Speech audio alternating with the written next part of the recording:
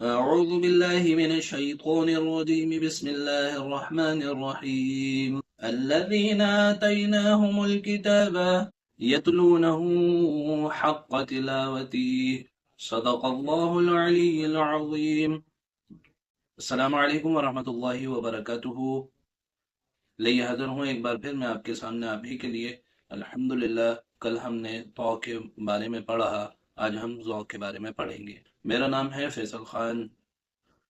یہ آیت جو میں نے آپ کے سامنے تلاوت کری اس کا مفہوم یہ ہے کہ اے وہ لوگوں جن کو ہم نے کتاب عطا کی یا جن پر ہم نے کتاب اتاری وہ اس کے حق کے ساتھ اس کی تلاوت کرتے ہیں تو یہ ہمیں دھیان رکھنا چاہیے کہ جو مخارج ہیں وہ صحیح طرح سے نکلیں اور جس طرح سے قرآن پڑھنا چاہیے اس طرح سے پڑھنا چاہیے آج ہم واو کے مخرج کے بارے میں جانیں گے اور اس کی مشق کریں گے اور کچھ مثالیں جو کہ قرآن شریف میں آتی ہیں اس کو بھی اس کی مشق کریں گے تاکہ ہمارا مخرج صحیح ہو جائے اور اس کا تلفظ یعنی اس کی آواز صحیح نکلے واو کا مخرج ہے زبان کی نوک اور ثنایا اولیاء کا کنارہ یعنی آگے کے جو دو دانت رہتے ہیں اس سے زبان لگے گی اور واپس چلی جائے گی نہ پیچھے رکے گی نہ زیادہ باہر نکلے گی چاہیے اس بات کا ضروری خیال رکھنا چاہیے کہ وہ تھوڑا سا موٹا پڑا جاتا ہے نہ کہ ذال کی طرح ذا پڑا جائے گا نہ زا کی طرح تھوڑا رگڑ لگے گا اب ہم اس کی حرکات کے ساتھ مشق کرتے ہیں جیسے وہ زبر وہ زبر وہ زبر وہ اس کی مثالیں ظلم ظلم یعنی ظلم کیا غن یعنی غمان کیا اور ظہر یعنی ظاہر ہونا اب زیر کے ساتھ مشق کریں گے جیسے وہ زیر وئی وہ زیر وئی وہ زیر وئی وہ زیر وئی اس کی مثالیں ولن یعنی سایہ نظیر یعنی مثال یعنی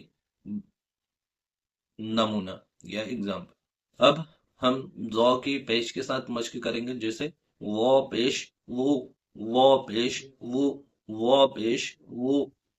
وہ پیش وہ اس کی مثالیں ظلم یعنی ظلم کرنا ظلمات یعنی اندھیرا ظہر یعنی ظہر کا وقت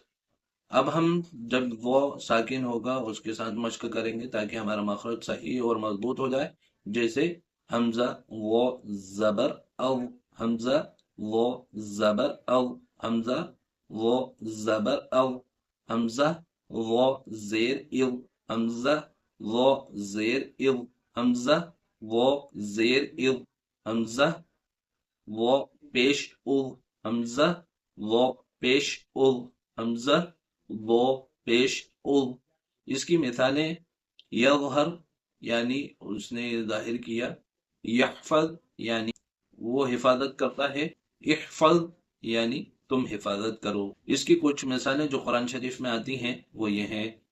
اعوذ باللہ من الشیطان الرجیم بسم اللہ الرحمن الرحیم ان الظالمین فی عذاب ولا تظلمون فظلموا أنفسهم ظلمات بعضها صدق اللہ العلی العظیم آج الحمدللہ ہم نے غو کے بارے میں جانا اس کی مشق کری اور اس کی کچھ مثالیں جو قرآن شریف میں آتی ہیں اس کی بھی مشق کری آپ لوگ کچھ وقت نکال کے اس کی مشق کریے تاکہ قرآن شریف میں جتنی بھی غلطیاں ہیں وہ صحیح ہو جائیں اور قرآن پڑھنا صحیح طریقے سے آ جائے اور یہ دوسروں کو بھی بتائیے تاکہ وہ بھی اس کی مشق کر سکے السلام علیکم ورحمۃ اللہ وبرکاتہ